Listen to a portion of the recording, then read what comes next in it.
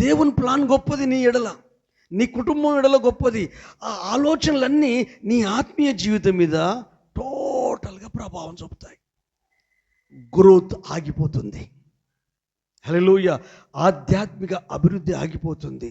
ఇవన్నిటి నుంచి బయటపడాలంటే ఎప్పటికప్పుడు నిత్య నూతన పరచబడుతూ ఉండాలి. హల్లెలూయా.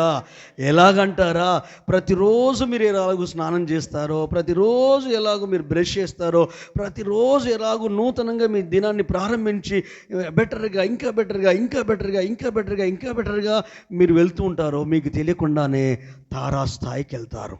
అంటే మరో మాట చెప్పాలంటే ఒక బంగారంలాగా కనిపిస్తారు. హల్లెలూయా.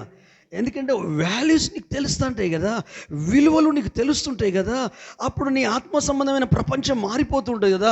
ఆ ప్రపంచంలో నీ ఒక ఉన్నతమైన స్థానంలో ఉంటే లోకము నిన్ను గుర్తిస్తుంది, ప్రజలు నిన్ను గుర్తిస్తారు, ఫ్యామిలీ నిన్ను గుర్తిస్తుంది, కుటుంబము నిన్ను గుర్తిస్తుంది, సంఘము నిన్ను గుర్తిస్తుంది. వీళ్ళందరిని పక్కకు పెట్టు, యేసయ్య గుర్తిస్తాడు. ఏమంటాడు తెలుసా? ఈయన నా ప్రియ కుమారుడు, ప్రియ కుమార్తె, వీరి యందు నేను ఆనందించుచున్నాను. హల్లెలూయా.